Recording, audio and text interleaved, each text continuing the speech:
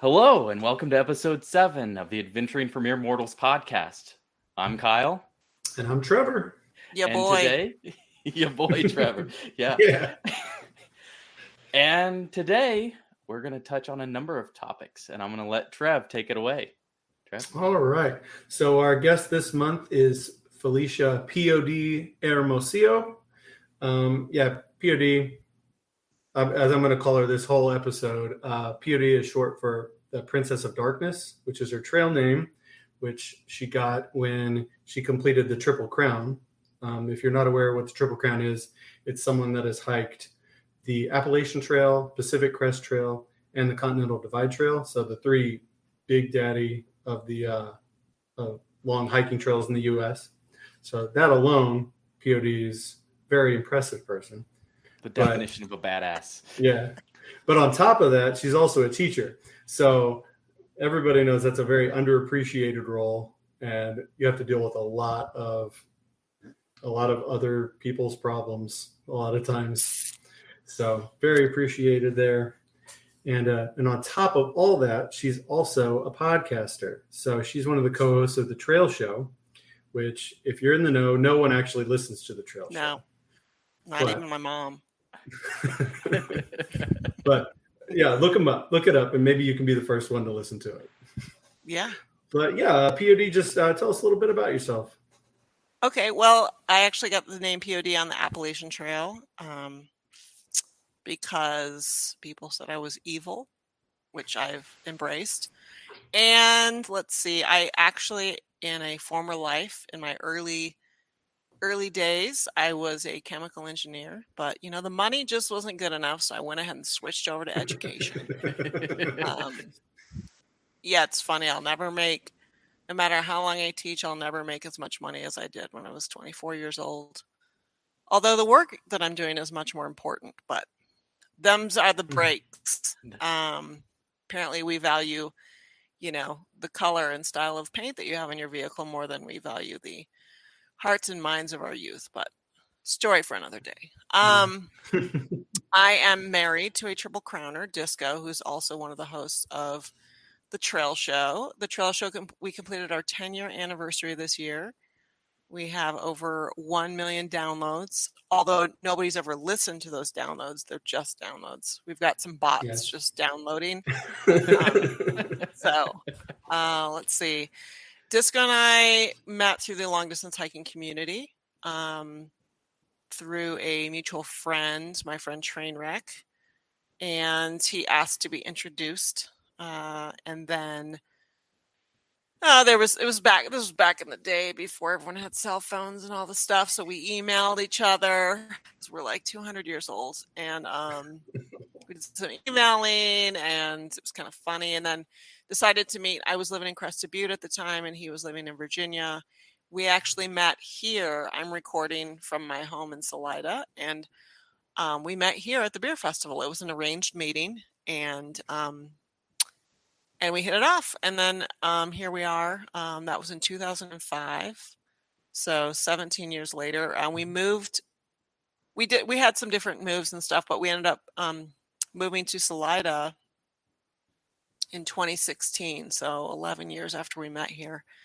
That was always the plan, really, but it's kind of cool that we live here, and we met at the park downtown. It's really cool. Kind of fun. Yeah. In full circle. Yeah, it's pretty cool. I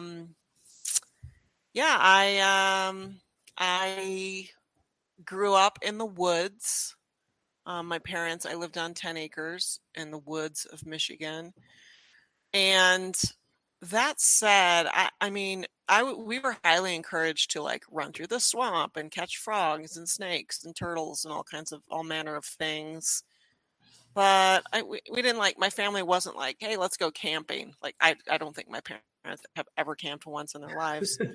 My brothers and I would sleep in the tent out in the yard, but or in the woods. But yeah, I grew up with pretty limited exposure to camping and backpacking, honestly. And I did my very first backpacking trip in Peru in 2001. I hiked the Machu Picchu Trail, and I had all the wrong stuff. Wearing cotton everything. It was rainy and cold. I was suffering. I was really out of shape. At the time, I was working for General Motors in Mexico, and I had a pretty unhealthy lifestyle of binge drinking and smoking and all kinds of stuff. Anyway, but I did that trip, and when we got to Machu Picchu, there were probably 100 people that hiked in that day, but I was hiking with a friend of mine, and he and his friend Dan, and we were the only ones that carried our own packs. And although I was cursing it the whole way because I was like, the porters are so cheap. Why don't we get a porter? And they're like, no, we carry our own shit. I was like, okay.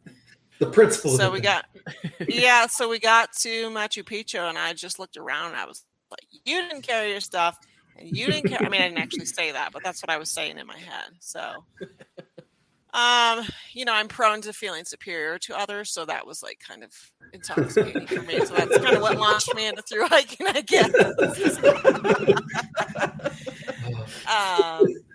Yeah, so I've been, a couple of years later, I found myself on the Appalachian Trail, and then the Colorado Trail the next year. I moved to Colorado and met Disco. We did the CDT together. By the way, I don't recommend the CDT as your first long distance hike as a couple. Just putting that out there.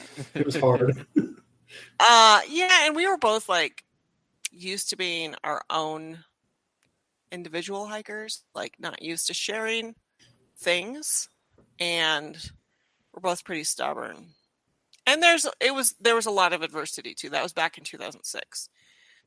So, and we started southbound, like huge parts of Montana. There was no trail, and it was hot and buggy and blah blah. Anyway, and then all the relationship stuff. So, I mean, we'd only been together, like he moved across the Butte, so we'd only been physically together for like 6 months when we started out on that trek.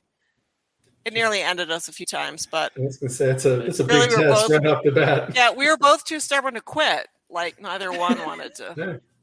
The relationship or the trail, or both? The trail. No, the trail.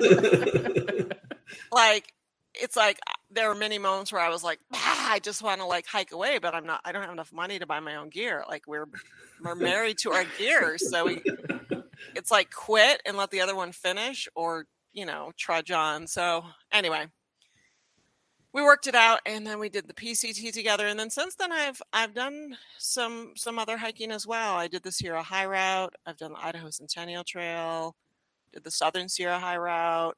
I finished all the 14ers last summer. Ooh, nice. Wow. Yeah, I have a friend named Twinkle who lives in Colorado as well.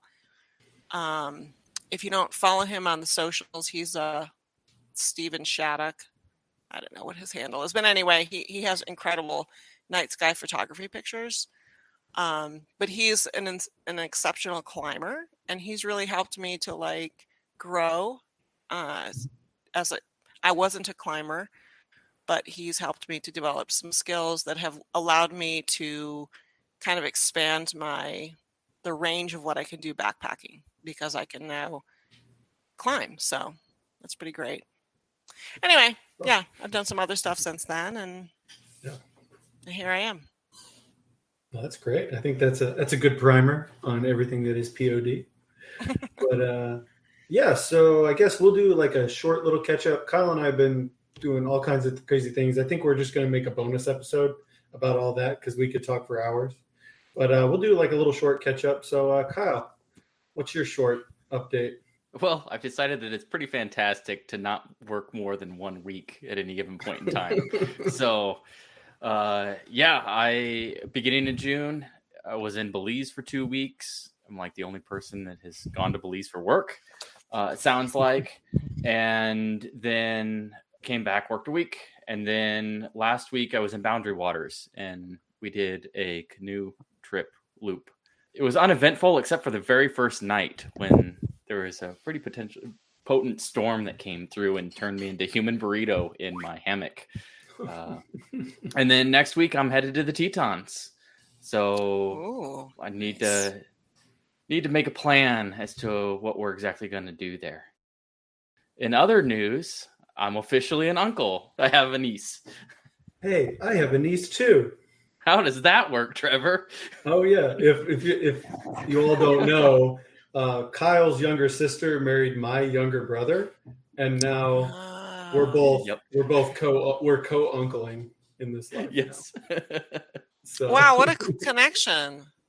I know it's Yep. kind of like Kyle and I That's met really in awesome. undergrad, and then I TA'd his sister, and then I don't know how they met. I think they knew that we knew each other or something. I don't know exactly how It was happened. after college, whenever he Oh, was really? in Indiana, and somehow they met up, and he showed up for Thanksgiving one year. It's like, what's Oh. going on? And I he know kind of you. just stayed. But yeah, it's a cool little relationship we have. But Yep. oh yeah, sorry, Kyle. Was that the end of your update? I jumped in. Yeah, no, that's it. As far as me, yeah, I said last time went on Alaska cruise with the family. That part was really, really fun. There was some issues after with COVID that we can talk about later. But yeah, and eventually got home after some travel snafus because of COVID. But I'll leave it at that because I could talk for a long time. But what about you, POD? What have you been up to? I've been doing nothing. I'm normally beasting in the mountains by this time of the year. As soon as school gets out, I'm usually like out there the next day. But I have a bulging disc in my L5, which I've been dealing with since November. And I, like a good runner, I just ignored it and pretended it wasn't happening. Hey, that sounds like And then sometime before New Year's, I woke up and I could barely walk. And so I was like, well, So it's gone through different cycles of being pretty horrible and being manageable. I've mostly just been on max dose of ibuprofen since January, which is 3,200 milligrams a day. I've gone off a couple of times just to give my kidneys and everything a break. Yeah. But my primary care physician told me, like, you're fine. You could take it like that for a couple of years, actually. And as long as you're not drinking and as long as you're not taking other stuff, and as long as you're drinking lots of water, you're actually going to be okay. I was like, all right. So back on, I've been on for a while now. And as a result, I don't drink. Although the last show that we recorded in May, I did go off 48 hours before the show because someone had gifted us this bottle of infused pineapple and habanero infused tequila. And because I had been off the sauce for so long, it hit me so hard. It was great. We've actually gotten some feedback from a few listeners that were like, hey, Peony needs to have access to tequila on every show. Got to give her the go juice. Yeah, but things got really bad in May.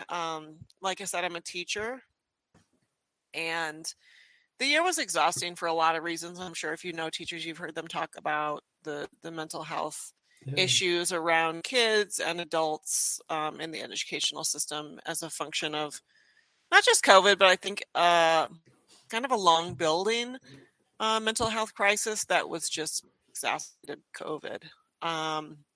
So it was a tough year, and then throw the back stuff in on top of that. I was just exhausted, and then May was really, really tough. And then the last week of school, I didn't sleep 2 nights in a row because the pain was so intense. Oh man. And I chose not to have children, so I was pretty angry about not sleeping. I was like, no, this isn't fair. But anyway, I got a nerve blocker. And so I tried a couple of different opioids. I did double the recommended dose on the bottle, and they did nothing. They didn't even make me feel weird, which was very disappointing. So I guess I can do heroin, no problem. But anyway, and also my brothers used to sell and do all kinds of drugs. So I had cyclopamine, which was up to relaxer, and different types of opioids that I tried. And I kept sending them pictures of my scripts, and they're like, man, you're going to be constipated as hell. I was like, oh no, I'm taking stool softeners as well, because I already knew that was a, and that as is in my family and most of my close relationships, like we talk about these things. So I texted them a few days later. I was like, just an update. I think I maybe went a little too hard on the stool softeners, and they're winning the battle against the opioids. But anyway, I got on a nerve blocker and finally slept. And now I just have to be straight. So I can be walking or standing, or like right now I'm lying on my stomach. I cannot sit at all. It's so super painful. So, but I'm sleeping, so I kind of don't care. I go for like a 5-mile walk hike every evening, and then try to get for a walk a couple other times during the day, a very short walk. And honestly, I don't even feel that sad that I'm not doing anything. Like, I was exhausted from this year, and I've been reading a ton of really great books, which I never have time to do during the school year. I take a nap every day. Sounds amazing. I haven't had a nap in years. Yeah, I'm just, just drinking tons of coffee from my little perch here on the couch, and I don't know. I'm trying to enjoy the parts of this that are forcing me to take it easy, which is not something I'm usually very good at. So yeah, I haven't been doing anything except reading and relaxing, which as an educator is a real gift. Yeah. Yeah. Yeah. So. Well, hopefully your back gets. Yeah, I have to have a discectomy where they go in and they cut off the part that's squished out because it's pressing on the nerve root. So it's outpatient, laparoscopic, local anesthetic. I can't wait. Like, I wish it were yesterday. I just can't wait. Anyway, you mentioned a nerve blocker. Those things are legit. I got one of those on my knee right before my surgery. Yeah. So I couldn't feel my knee for like 2 or 3 days. Yeah. And then my knee started hurting more after that. But yeah, it's legit. Like, I also have an inversion board that I got. Oh, my parents have one of those. Cool. They're awesome. I use it several times a day. It relieves the pressure. It's not like doing any permanent good, but it just for a few minutes it relieves the pressure, which is nice. Back injuries are a journey. That's all I'll say. Oh, man. Yeah. I can only imagine. Oh, man. Yeah. Okay, so I think it is about time to get to our main topic. So I think a good way to start it out. So when we were kind of preparing and chatting amongst ourselves to get ready for this podcast and prepare a little bit, POD taught me a new word, and it is minoritized, not minority, minoritized. POD, would you care to give us the definition of this word? Sure. We were having an offline chat about what are we going to talk about, and I looked at the show sheet that you guys made, and it was great because I was hoping to bring up some JEDI issues, and JEDI stands for Justice, Equality, Diversion, and Inclusion, diversity, inclusion, depending on who you ask, and that stuff was already on the show sheet. So one of the things he had written was getting minorities into the outdoors or something like that.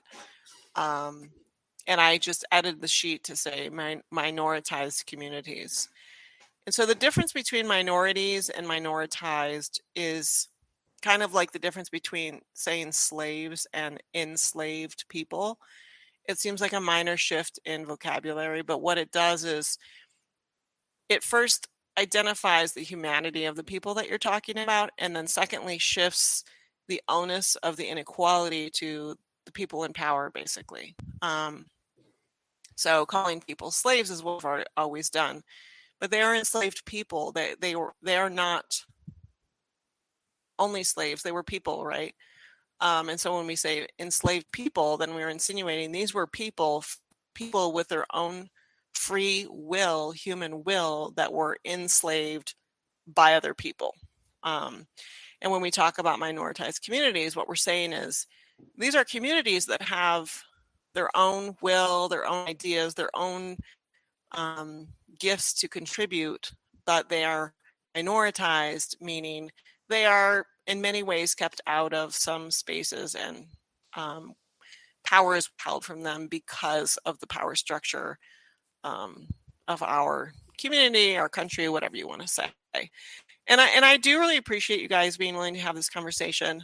And I'll just say that, like, in the trail show, we did a couple of bonus shows, what we call the red tent shows, and it was about female issues. So for those identifying as female, like some specific issues that we may face on trail. So I heard from a lot of guy listeners that were like, "Oh, that's so good that you made that for women." And I'm like, "Okay, but sure." But honestly, the person who should most be listening to it are people who don't identify as female. And I feel that same way with when we talk about, racial justice issues and stuff. I can already hear a lot of especially white dudes saying, like, screw this, I'm not listening to this episode. And I think a lot of people have some fatigue around this conversation. And yet, here we are getting to parse out the means of these conversations as much as we want or don't want, which is a privilege because other people are living it and they don't just get to wake up and decide they're not going to deal with it today. So if you're thinking about signing off and skipping this episode, I would just say, give it a shot, wait. It's an hour of your life. And these are two dudes that you can identify with, and just see where the conversation goes. Yeah, like you mentioned, Kyle and I, we're two like cis male guys, white. So we've been in the majority in almost every situation in our lives. So, and as we know, that makes life pretty easy a lot of times. So we're in a position where we can at least try to help people in these minoritized communities. So, and I also said this while we were chatting, like, we're kind of idiots about this type of thing. So we are going to make mistakes, but that's okay. Like, we're trying, we're making an effort. But... And I, this is something that comes up. I have a friend who I was talking about some of this stuff with, and he was like, it just seems like it's never going to be enough for some people. Like, where does it stop? How many books do I have to read, or how many movies about this do I have to watch? When is it enough? And the thing is like, it's a lifelong experience of learning. And for me, it's not a box that I'm checking. I feel like I really in earnest started down this journey a couple of years ago, really learning about my own privilege and just a lot of other things, and feeling like I don't really feel like I'm ever going to be done parsing out the history of this country and how it worked, and all of those things. And that's okay. That doesn't bother me. I don't need it to be over. It's more like I actually feel very much set free by the knowledge that I don't know everything and that I can't know everything. I'm also a cis female. I have blind spots. There are things I can never understand about queer people, about Black people. There are things I can never understand because I don't know how that feels. So my advice is, like, don't be afraid to make mistakes, because you're going to make mistakes, and that's okay. It's like learning a new language. You're going to keep making mistakes. And what you just do is try to learn from your mistakes. And so I'll give you an example just from this year. I had a friend who showed me a YouTube video that I thought was funny. And I'm not going to tell you the name of it because I don't want people to go click on it. I don't want it to have any more clicks. But I thought it was funny. And then we had a friend over. We were watching football one Sunday, and we had a friend over, and we're always showing him our latest YouTube laughs, like Key and Peele videos and stuff like that. Mm-hmm. And this got brought up. And right in the moment that it got up, all of a sudden I was like, this isn't the best video. And our friend who was over is trans. Okay. And so all of a sudden I started to feel weird about it. And then we put it on, and I wanted to die while we were watching it. I wanted to just disappear into the couch because I was like, this is definitely like the joke. The whole laugh of this is that this person is trans. Like, that's what this is about. And how did I not see this before? And so our friend didn't say anything. And then, the day continued. He left, and he texted us and was like, hey, that video you guys showed me was really transphobic. And I was like, I am so sorry. I'm so sorry that we watched that with you. But more than that, I'm sorry that I watched it before and I thought it was funny. Like, and for me, I felt bad that I had done something so ugly. Imagine you're a black person, you have white friends who you think are pretty cool, and then one day they show you like an overtly racist video and they're laughing at it. And you're like, what? How did I not know this about my friends? Right? So I felt terrible that I had done that to him. But more than that, I was like, it bothers me that I watched that video at least twice. I thought it was funny. Like, what does that say about me? Like, I have a huge blind spot. So he was kind enough to suggest some podcasts and some reading, which is not his job. I did all of that stuff and more. And it really helped me to be like, okay, now I see all this hate towards trans bodies that I didn't know about before. And I'm just using this as an example to say that, like, it's okay. Like, I'm so sad that I had that experience with my friend, that I hurt my friend like that. And I hope that what my friend sees is that I was sorry, and that I've done a lot since then to try to figure out why I have those blind spots, because that's really what's important to me. Because I know I'm going to make another mistake in the future. Hopefully it's not the same mistake. Yeah, but hopefully. But yeah. So don't be afraid to make mistakes. I'd say, mistakes, what I tell my kids all the time at school, mistakes are proof that you're trying, right? You just got to learn from them. Yeah, and like this subject like this can be really uncomfortable if you don't want to make these mistakes. And I think it's just, you have to admit to yourself, being uncomfortable is okay. That means you're trying to grow. Yeah. You need to get to that point of being uncomfortable.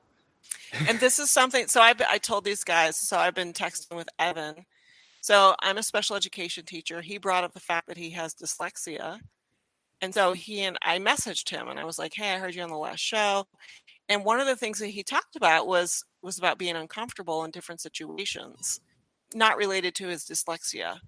But I always use this term, like, growth is about being comfortable with being uncomfortable.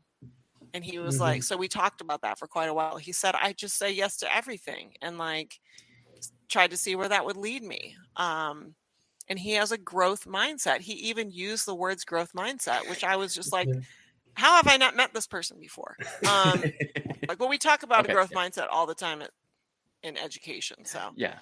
And I teach growth mindset to my kids. I explicitly teach, what does that mean? What does that look like? And so it's this idea that, like, wherever you are right now, you can change. You can change the way you view yourself, the way you view other people. It's a growth mindset. And that totally ties into what we're talking about today. My parents are born again Christians. I was raised that way. I have one brother who's gay, and I have one brother who's in a married throuple. And my brother came out so long ago, but it was really hard for my parents at first. There was never any like shouting or mean things said, because that's not how they are. But they treat my brother-in-law the same way they treat Disco, And with my other brother, that was really hard for them. I think it was even harder than the gay brother. And they've come around, and just this last week, my mom was like, oh, we're going over to their house for Father's Day. And I was like, Mom, you guys are such a great example. I mean, they're in their late 70s, like, this is such a good example of a growth mindset. I'm so proud of you guys, So yeah, don't limit yourself to your understanding today. Like, know that you can change and morph and be wrong and grow. And all those things. Being wrong is uncomfortable. And this is the other thing that Evan talked about, like, as adults, we choose careers in things that we're good at. So we're not used to struggling anymore. Evan, I told him, I said, you have an advantage that most people don't have. You struggled all through school. And so struggling for you, that ain't nothing. Like, that ain't nothing. It's not scary at all. And so he doesn't care. He doesn't care about not being right or not being good at it or whatever. And I think that plays into this whole conversation, especially for cis white males. They're used to being correct, like in the way that society views them. They're used to being powerful. They're used to being in the majority. And so this idea of that, like, what? I have privilege that I didn't earn is like very hard pill to swallow, right? But yeah, it's all about that growth mindset and being like, well, let me think about that. Like, let me do some reading on that. Let me see if my thesis is correct, and if not, that's okay. How do I change that? Yeah, I've been in the last, couple of years, I've kind of been reflecting on like where I'm at now and my opinions on things versus like where I grew up. So I grew up in a pretty rural area, similar to where Kyle grew up. And I realize now how insulating that community was because everybody was the same. Like it was rural Southern Illinois, like 90% of people were Lutherans. We all went to the same churches. I went to a high school that had 300 people. There were 66 people in my graduating class. We all had very similar views on literally everything. Everybody knew what everybody was doing.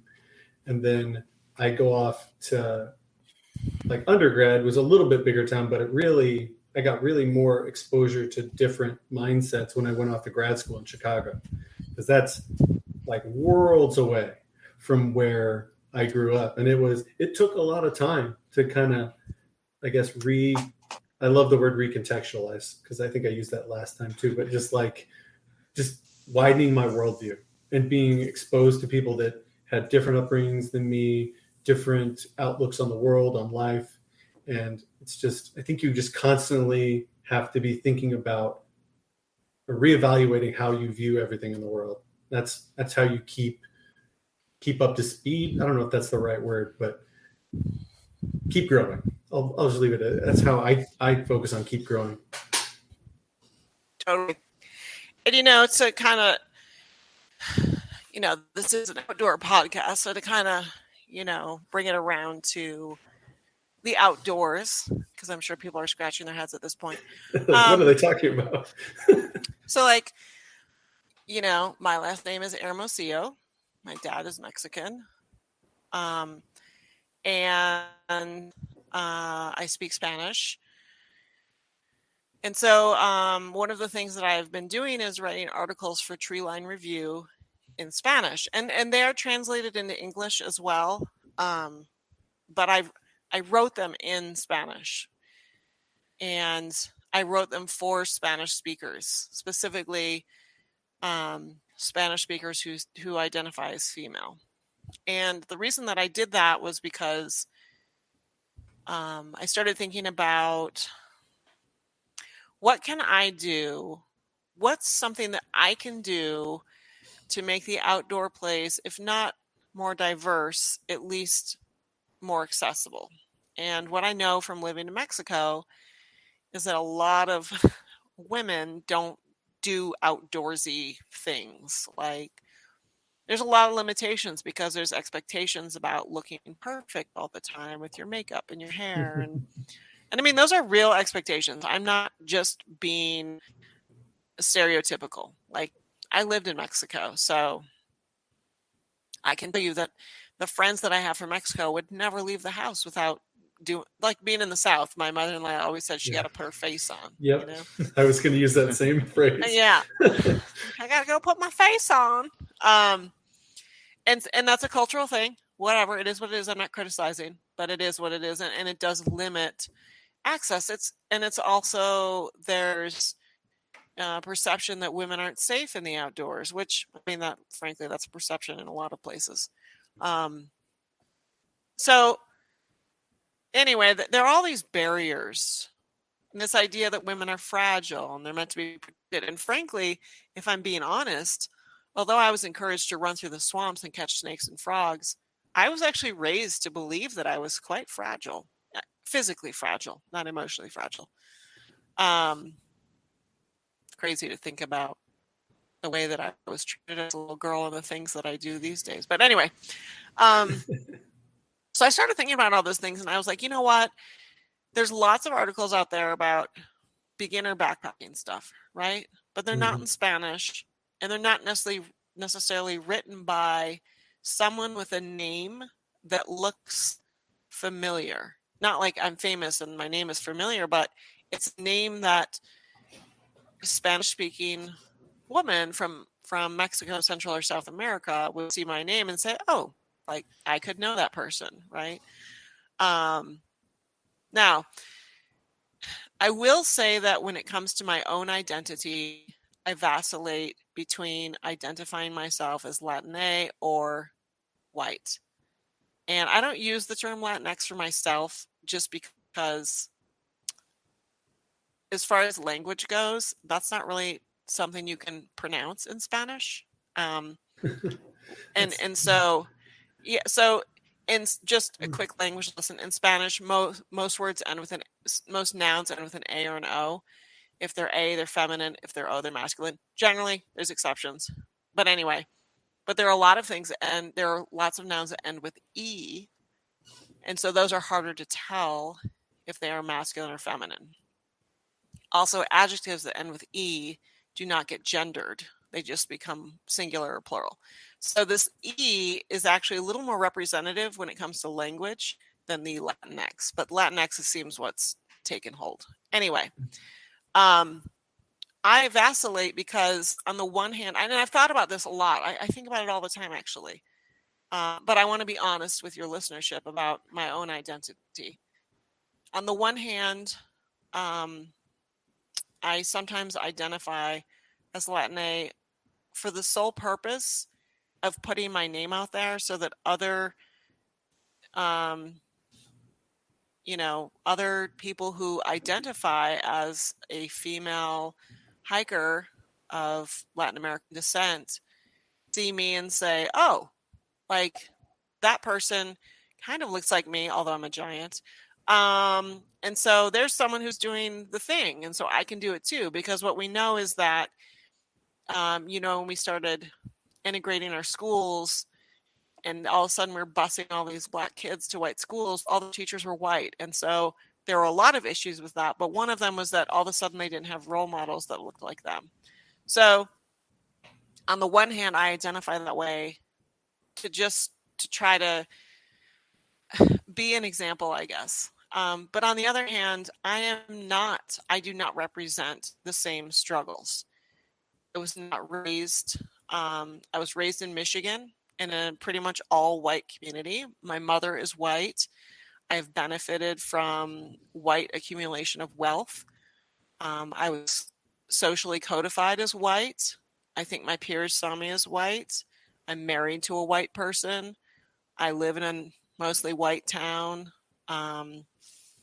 So I have had all of the advantages of being white. And although there may have been some prejudice thrown at me throughout my years, I didn't recognize it. There may have been doors closed, but I didn't recognize it. So I don't bear the trauma of being minoritized, basically. So I want to be clear about that I'm not like out here waving the Mexican flag and being like, woohoo, I have suffered all these traumas. That is not the case at all. But I did start writing those articles as a way to try to open some doors for people. That was really my main purpose in doing that. And I did do it for free. I want to be clear about that. Because that was I don't know. I have this idea that you got to get some skin in the game, So if I'm getting paid to do it, then it didn't really feel like, like there was much valor in that. I don't know. It's genuine, maybe. Yeah. Like, hey, I'm really blowing these doors wide open and I'm also getting paid for it, So yeah. I don't know. Yeah. No, but like you said, just having someone that like a role model, like when our buddy Stan came on to talk about cycling, like he's an African American man, and there aren't that many in cycling really. So what we mentioned is like if some kid, because he lives in Boulder now, some African American kid sees him on a bike, he's like, whoa, I can do Right. that too. I belong. It's just like, Right. yeah, it's like, oh, he can do Yeah. that. I can do that. That dude's awesome. And one of the questions that you guys asked me was the number of minoritized individuals that I met on the Triple Crown. And I honestly, it was so long ago. Me and Grandma Gaywood were out there hiking together. I don't remember, but I do remember. Definitely not in the CDT. That was all white dudes, basically. And there were only 12 people that hiked that year. I mean, it was very different back then. Yeah. But on the AT, there was this guy named Rocky Top, and he was from Tennessee. And he'd always introduce himself as Rocky Top, the only black man on the AT. He said that every time he introduced himself. And then once Facebook came along and when I caught up with him, his little profile photo is him with a giant slice of watermelon, which I thought was great. It's like really making people uncomfortable, Anyway, and then on the PCT, gosh, I just don't remember.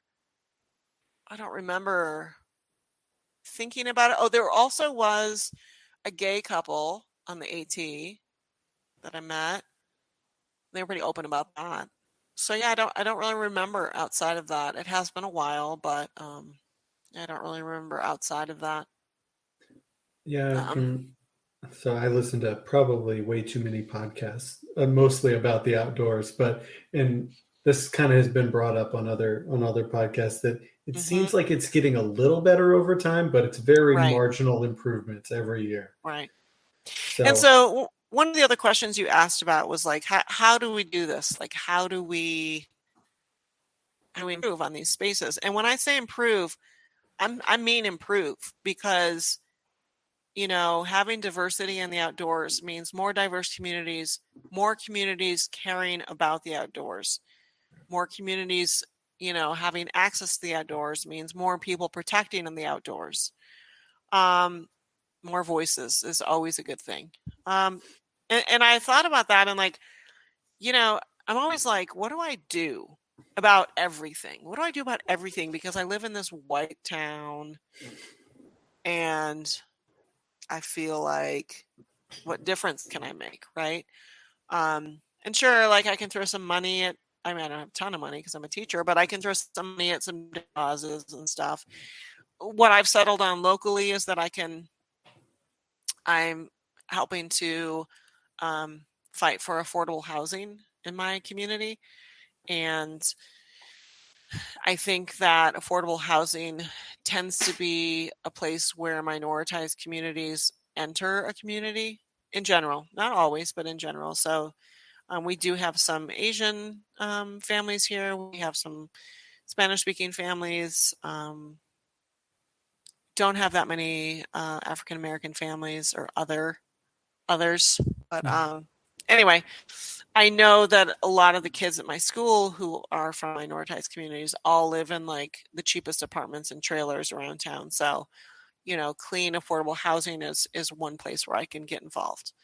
As far as the outdoor community goes, the thing that I've settled on for now is lifting others' voices and platforms. So I think about what power do I have as a cis person? Well, I can try to lift the voices of queer people. As a mostly white person, I can try to lift the voices of people who are not mostly white. And so, for example, I do it more with the Trail Show Instagram than my own because I'm super lazy when it comes to posting on Instagram. But we try to do once a week on the Trail Show, and Disco and I always fight about whose turn it is to do it. But anyway, so one of the things that I've been doing is trying to put other names out there. So there are a few accounts that I follow, that we follow, Unfilter the Outdoors, Black Girls Trekkin', Unlikely Hikers. I don't know. There are several. And the thing is like once you start following a few of those, you know, Instagram does this algorithm where it, you know, suggests others. And so I'm going to take a quick peek at my Instagram. So whenever it suggests others, I click on the bio and I look at those people and I'm like, oh, this is an outdoor person who is from a minoritized community. Like, okay, I'm going to click on follow this individual. And then the other thing that happens is not only do I follow them, but when I do get on Instagram, I try to be very mindful to when I'm scrolling to hover over those posts and like them and actually read the text, as opposed to other ones I'll just scroll and scroll and scroll, or, you know, whatever, like everybody else. And the reason that that's important is because Instagram is tracking how much time you spend on various types of posts. So then it will give you an algorithm. It will, you know, change your feed. Okay. So this all may sound like minutia that's stupid, but it matters because what happens over time is that you start to hear voices of people that you might not normally hear because they're not in your community, because you don't interact with them. I don't really have maybe but one African American friend. Okay. And so when I follow African American outdoors people, and other African Americans or Africans like Trevor Noah on the Daily Show. Yeah. And also he's pretty easy on the eyes. But anyway, then you know, you start to hear these voices and you start to really get a better sense of like, how can I be helpful? What do I need to think about when I'm in the outdoors? How do I make the outdoors better for this particular group of people?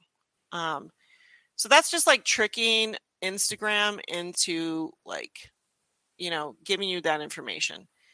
And this matters. Like this matters. This is one way that you, if you find yourself as the most white person or all white person or whatever, without access to a lot of minoritized communities, this is one way that you can, one, increase the likelihood that their feed appears on someone else's feed who looks like you. And it's also a way for you to be exposed to some voices that you normally would not be exposed to. But guess what? It takes work. You can't just follow a few black hikers and then be like, I'm suddenly going to be, you know, educated. You have to actually put in the work. You have to make a commitment when you go on Instagram to be like, oh, there's Emily on trail. I'm going to see what her 4-second video is. I'm going to read the text. I'm going to make sure to like it. You know, oh, there's Trevor Noah. What is he saying? Oh, there's Melanin Base Camp. I'm going to actually read their little thing and read what they wrote, look at their photo credit. You know, it does take some work, but like anything that matters, it does take some work.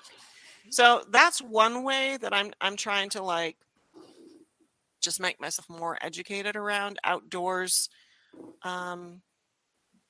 barriers. And so then the other thing I do is I try to repost things from, you know, minoritized communities. And when I do that, I always contact them first. I say, hey, here's my name, and I have my own Instagram feed, and I have this feed for the trail show. I would like to post this specific post, and I send them a screenshot. Is that okay with you? You know, don't just go reposting. Like that's not okay. You need to ask. And when I do that, I don't know how to repost, to be honest. I've tried the whole repost tool and I don't get it. But I just do a screenshot and I crop it so that their name, it's like shows the trail show, and then underneath it shows their thing. And I leave their original comments and whatever. And I will say it's disappointing because when I do those are like the least likes that we get are on those posts, which is just, I'm like, yeah, well, here we go. But whatever, that's what I can do. And hopefully, and then I always encourage people to follow them, you know, so I don't know. Those are some small things that you anyone can do that don't take that much time or energy. Yeah. The important aspect of diversity and inclusion to make it work is the action. And I actually told my Yeah. team that the other day. We can have all these trainings and all these discussions on diversity and inclusion, but it's not going to make any difference until there's action and you actually do something to make a difference and make whatever it is, if it's a hiking community, an outdoor community, more diverse and inclusive. It's the action component that's not even Yeah. included. And sometimes it can be a little maddening because you're like, well, I don't know what the action is. I don't know what I can do. Well, here, I've given you two things. If you're on social media, follow people, hover over those posts, make sure you like them to change your feed. It's like one time I read a book and they're like, go look at your bookcase right now. See how many minoritized authors you have on your bookcase. And if you don't have them, then you need to work on that, Yeah. And one of the things that I do, I don't buy a lot of books. I usually get my books from the library, but I do try to purchase a few books a year. If there's a title that I'm interested in, I try to purchase a few books a year from authors from minoritized communities so that money is going into the bank account. And the other thing I do is request the book at the local library, not just request it from another library, but request them to buy it so that person is getting more revenue. But yeah, it's the action piece, just like you said, Kyle. Like you got to do something, and here's bringing it back to the outdoors again. I'll tell you that as a woman, there have been many times that I have been either on purpose or not on purpose been made to feel uncomfortable when I'm in the outdoors. Okay, and I don't take too kindly to that. Usually I speak up for myself, but there have been occasions where I have not felt safe speaking up for myself. And Disco and I have had these discussions a couple of times. And early on in our relationship, I told him about an experience I had, and he was like, wow, like these are things I've never, ever had to think about. And I was like, I know. And so the other thing I would say is that, and this is just like kind of common courtesy too, but it also has to do with really thinking about yourself in public spaces. So let me give you an example of a 14er. I got one right here outside my door. I go up there on the reg. Well, I haven't this summer, but I normally go up there several times this summer because it's right here. And there's always some there's always some brownies up there at the top, hogging the summit, being loud. And they're usually young white dudes, just say it. And I don't care. I don't need to go stand on the summit block because I go up there all the time. But I do think about that situation, and I think, like, what if I were a group of young females that came up here and I don't feel comfortable being like, hey guys, can we like share that summit block? Can we come up there? And honestly, I shouldn't even have to say that. Yeah, should be common courtesy. That's right. If you're up there and other people show up, then you should not be taking up any more space. And when I say space, I don't just mean physical space. I mean the sound, right? Than the other groups that are up there. So if you think about that, if you're up there then and you see another group come up, even if you've only been up there for a couple of minutes, you can be like, hey, come on up here. We'll move over. We can share this space. Or, hey, do you want a picture? Do you guys want to? I'll take your picture up here. Or, and also I've been on trail by myself, and like guys feel the need to like make a comment to me, like about my physical appearance. And in most of those cases, they think they're giving me a compliment, and like that's nice. But I'm like, I also don't need you to comment on my body. I don't need you. I don't know you, and I don't need you. I don't need to be validated by your comment. So you can keep your comments to yourself. Like, and that makes women feel uncomfortable. Most women. I mean, obviously there are women that appreciate the compliments too, but like, yeah, like those types of things make. And the other thing is asking people where they're from. When you meet an Asian person, you're like, "Hey, where are you from?" And they're like, "Oh, I'm from Massachusetts." And you're like, "No, but where are you really from?" I Like, hate that. don't ask people where they're from. Yeah. You know, just don't even ask. You're never going to see them again. Just let it lie. You know. So there's always like little things that you can think about when you're in an outdoor space and thinking about how can I share this space with another person I don't know who maybe already feels like they don't belong. What could I say or not say to make this person feel like they belong, right? And honestly, I think in most cases it's just like, hey, how are you? Do you want to sit up here? Do you want a picture? That's a cool backpack, you know? I don't know. The types of things that you think about, what would I say to somebody else who looks exactly like me if they were sitting here? You know? Would I legitimatize their existence, or, you know, would I make it exotic? Oh, a girl up here by yourself. What are you doing up here? Oh, where are you from? You know? So yeah, think about like, what would you say to someone who looks exactly like you in that outdoor space? Like, think about the types of comments and questions you make to someone like that. And yeah, if that makes sense. No, that makes a lot of sense. I know anytime I go hiking, I'm very talkative, but it's mostly like I say the same thing to everybody. It's like, "Oh, hey, how's it going?" Anytime I don't know if that's just the Midwest in me, but it's just like, "Hey, wave, hey, how's it going? Oh, good." And as they're walking away, probably not wanting to talk to me, it's just like, "Hey, how's it going?" The next person, "Hey, how's it going? Good day." Blah blah blah. But yeah, I think people might not like that a lot, but at least it's friendly and it's not. Yeah, no, yeah, and I do the same thing. Disco's always like, "Why do you got to talk to everybody?" Like, I'm just trying to be friendly, you know. Yeah, it's not like you don't want. I'm not asking people for a deep conversation or anything. It's just like, "Hey, how's it going? Hey, you enjoying this as much as me?" Yeah. You know, it's funny, on the Colorado trail, I was hiking with my friend Trainwreck, and we were over near Cochetoba Pass, and that whole "what are you girls doing up here on this trail?"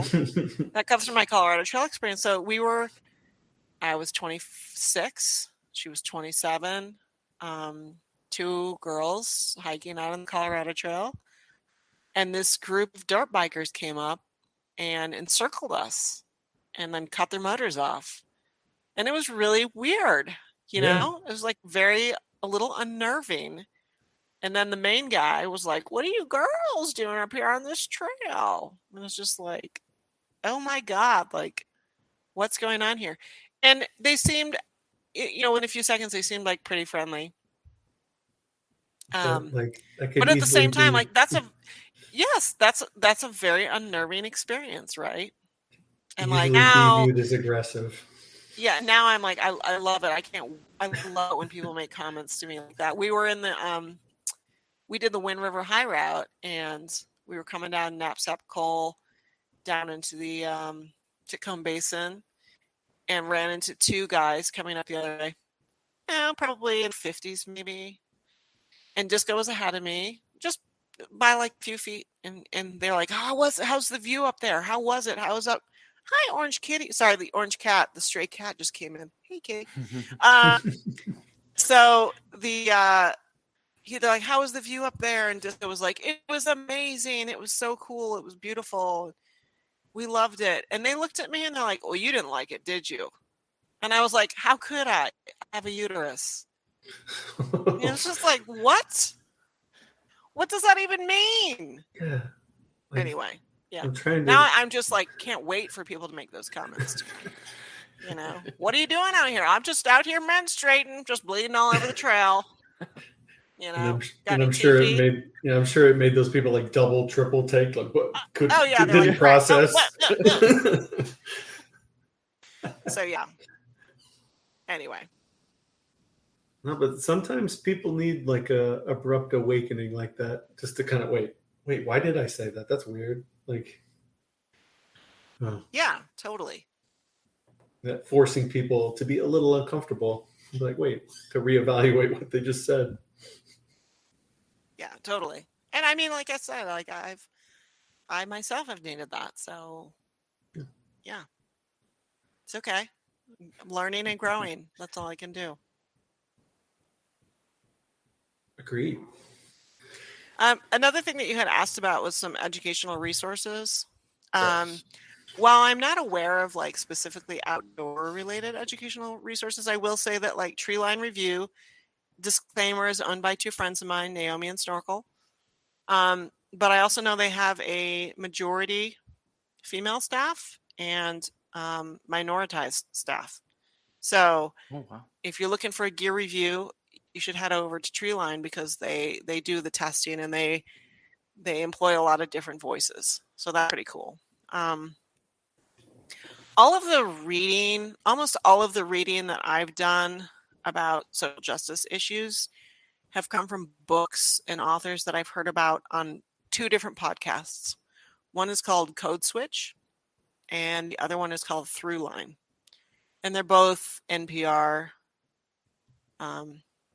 liberal media podcasts. But they're really, really high production value, really great. I've learned so much from those two podcasts. And then as a result, have been able to access a bunch of reading and different titles that have interested me. So, and some people that I follow on Instagram are Melanin Base Camp, Latino Outdoors, Black People Who Hike, The Daily Show, which is not outdoor related, but Trevor Noah is It's African, solid, and yeah. he has really interesting Yeah. opinions about how this country works because he's an outsider. Acuna hikes. Acuna was the first African American to complete the Triple Crown. Chardonnay was the first African American female.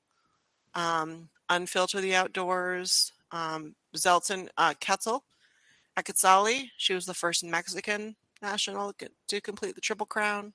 So yeah, those are just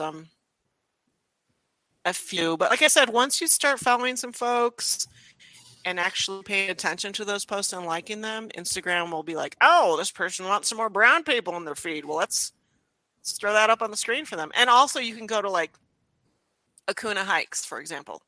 Yeah. And then you can look at who he's following, and I don't know. You know how it is. It's a daisy chain. But the thing with the social media algorithms, you have to keep feeding them. You can't do it You do. once because it'll change your feed for maybe a week. I know, Yes, totally. like Instagram's slower than TikTok. It's really responsive, and it'll change from like hours. But yeah. Now, see, I'm so old, I don't do the TikTok, but I have it just to lurk and see what's out there. yeah. But I don't. I got post on once because I was looking for a former student, and like my head almost exploded. And I was like, okay, this isn't for me. It's a lot. I also, if you want to like a good laugh, I also follow Snoop Dogg, and his feed is fantastic. So, yeah. But yeah, man, Beauty, this has been great. So I'm going to ask you the question I ask most people. That it is in an effort to kind of keep us all modest. We're not superheroes out there. What is the biggest mistake you have made in the outdoors? Yes. Oh man, the biggest mistake, the biggest fail, if you will. I mean, the AT, the first 500 miles was just littered with fails, and it was so long ago I just don't remember all of them. But honestly, I did take a peek at this question, and I think this is inherent to my personality. I'm the youngest, so I'm kind of a brat, and I really do think one of the biggest mistakes that I made was just being too cool for school. Like in the early days of the AT, I was really humbled because I had no idea what I was doing. I was making so many mistakes. I had the wrong gear. I had the wrong food. I didn't know how to use my stove. All the typical stuff. I was that person. But I made it. But then I got some confidence. I think I really did look down on other people. And I think that looking down on other people robs you of the experience of really meeting lots of different people and seeing the humanity in all different types of people. And I think that air of superiority followed me, or I shouldn't say it followed me. It's a choice. I carried it on throughout some of my other adventures, and I think it's only been in the last many years that when I've tried to introduce backpacking to other people and watched them struggle and been like, well, I was there once too, like, and this is my friend, and I wouldn't want someone to like make fun of them because they're struggling. You know what I mean? Mm. That I started to really try to be more of a person who opens doors instead of, laughing as someone walks through the door, and try to be supportive, and also tried to be super grateful. And I know that sounds super corny, but like, especially the last several years, even before COVID, the first time I went to Idaho, man, that was a suffer fest. Wow. Like, that's some rough country out there. Nobody hikes out there. Those trails are terrible. They're so overgrown. So it was a huge sufferfest, and it really reset my idea of what my hard and soft limits, if you will. But I left with this idea of like, wow, we got through that. I went with my friend Naomi, and like I felt so thankful for having, like, thankful that I could go out to Idaho and experience all of that adversity and not be desperate and dejected like it was on the CBT.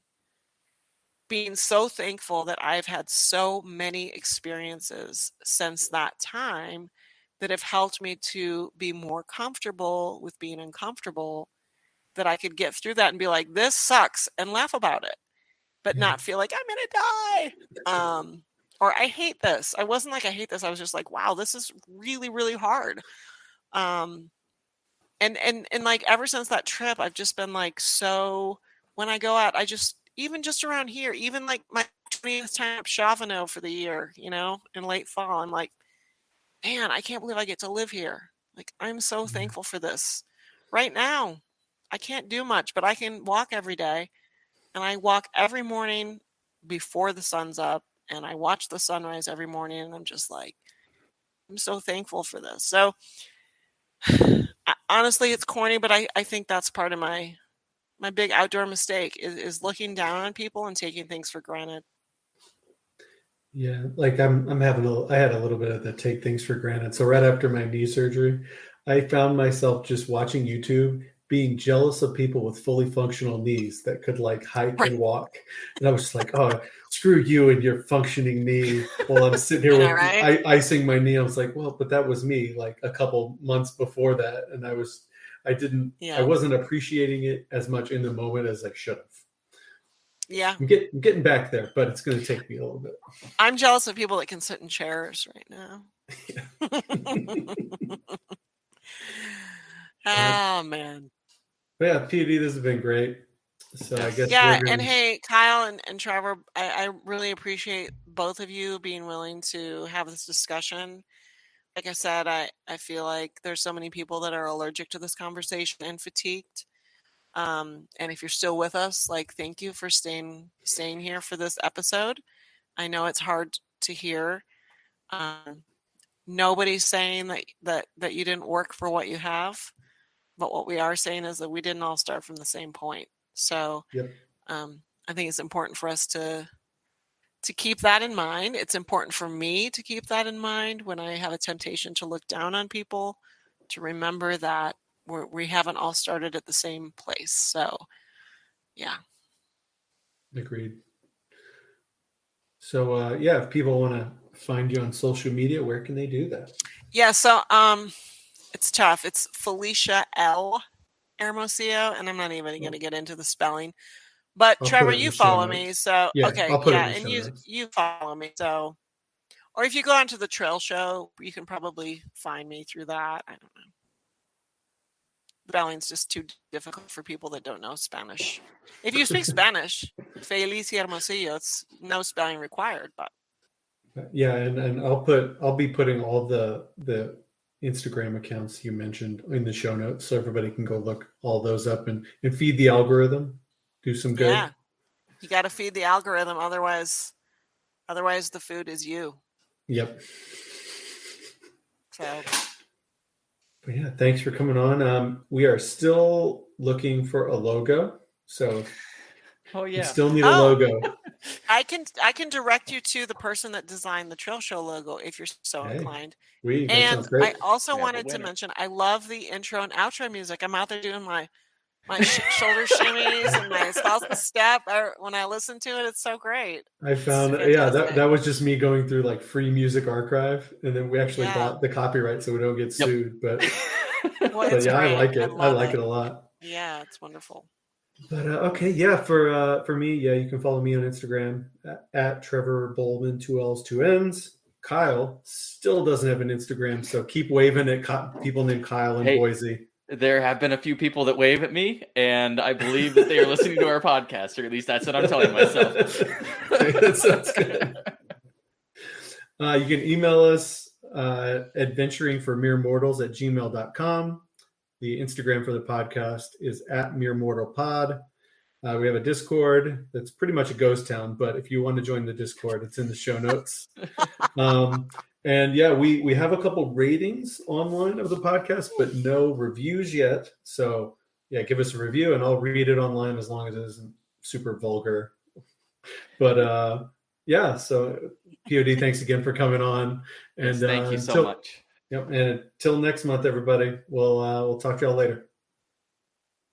Thank Bye, you. everyone.